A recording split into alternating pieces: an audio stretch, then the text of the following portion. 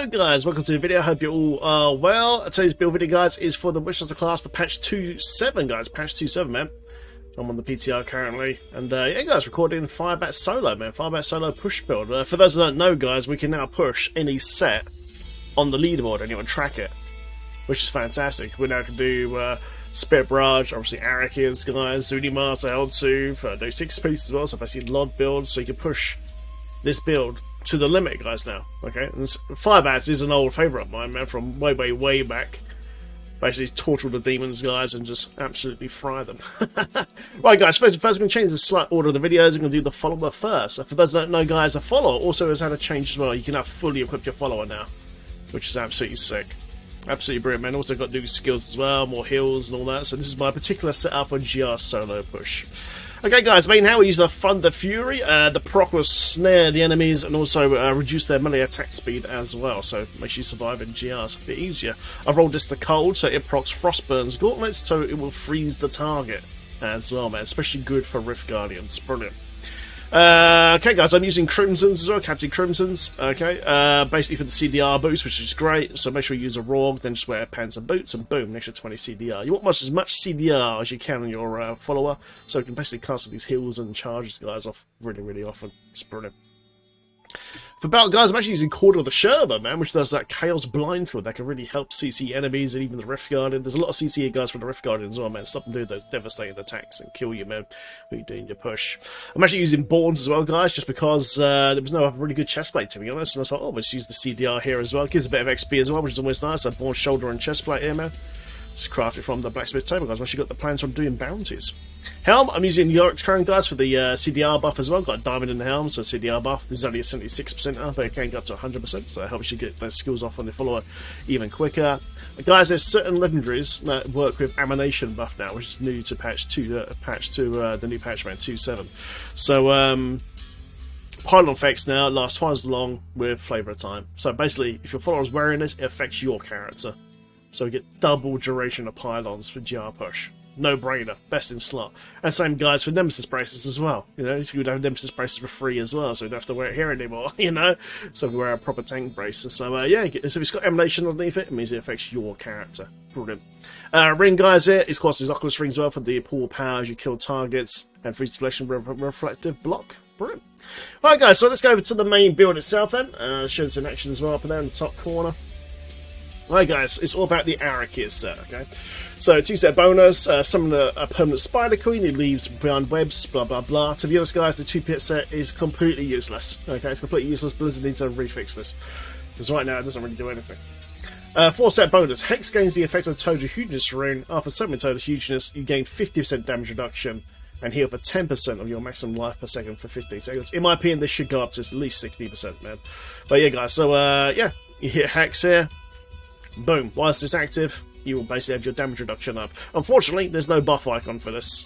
So what you can do, guys, if you're on PC, you can just use the numlock trick to auto-cast this, which is allowed by Blizz, because it's an in-game mechanic. It doesn't require, like, a macro keyboard or mouse, etc. So make sure this is up all the time, otherwise, boom, goodbye damage reduction. But there really should be a buff icon for this. There's still no buff icon for it.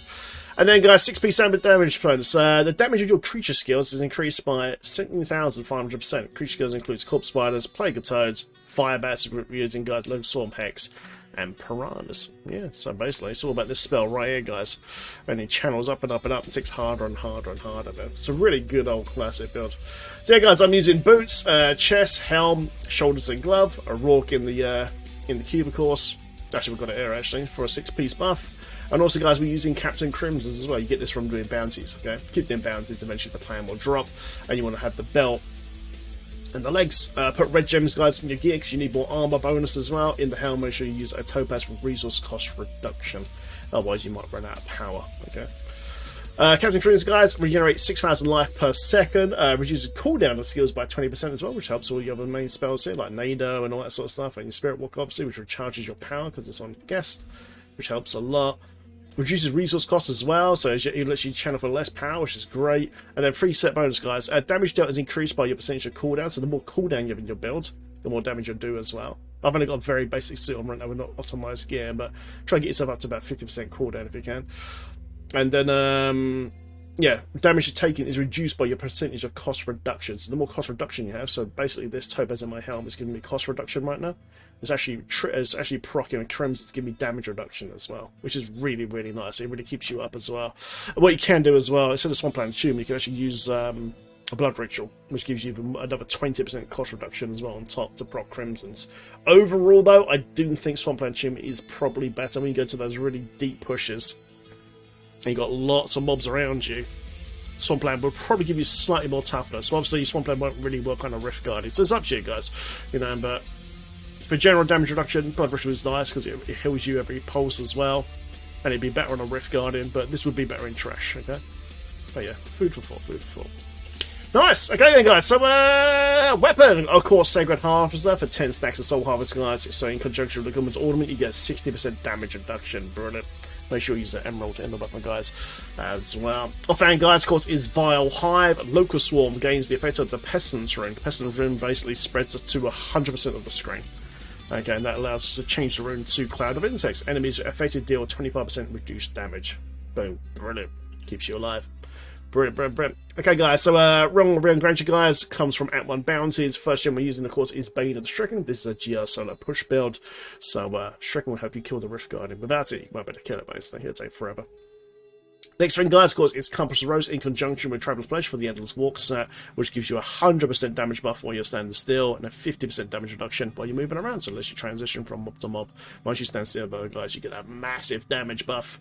And you can see it's torching up top there. It's brilliant.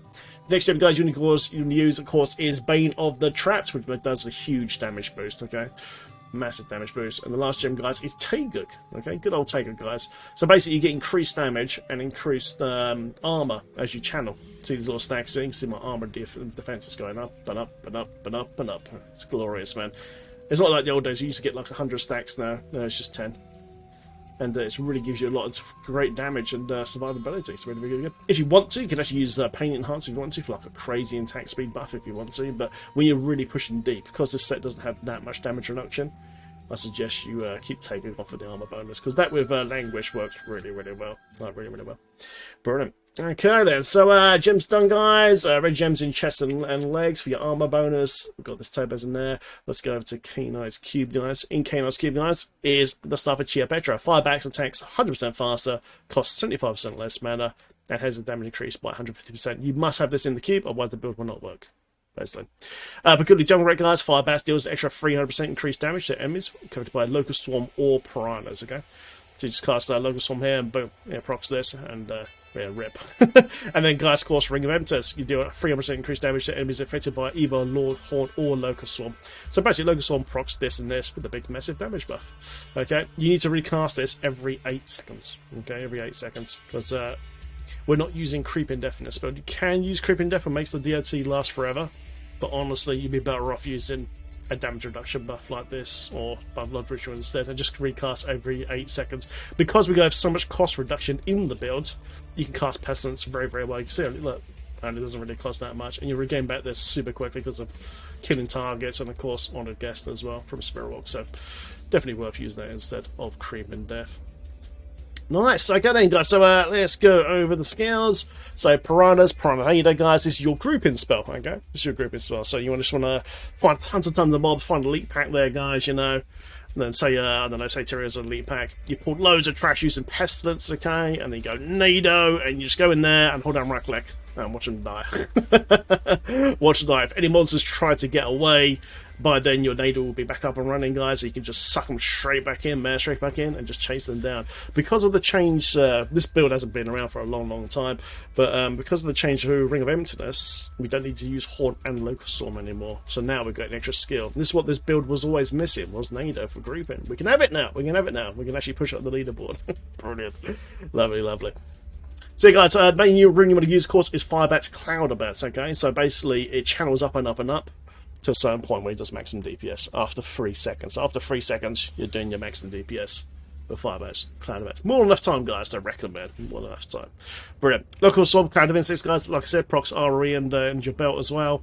And it gives 25% reduced damage while they're affected by it. Soul Harvest Language, Intelligence and Armor boost, obviously. Always keep these stacks up to 10, as always, man, because otherwise, pepperonis. Spirit Walk, guys, on a guess, 2 seconds of CC immunity, and your mana recharge, just in case you run out of power. Hex Jinx, guys, increased damage buff there, and also procs your 4-set bonus to give yourself your healing and damage reduction. And then Swampland Tuning, guys, for massive damage reduction. Spirit Vessel, because you don't want to die. Competent Ritual for the 25% additional damage. And of course, Craving Justice for cooldowns, man.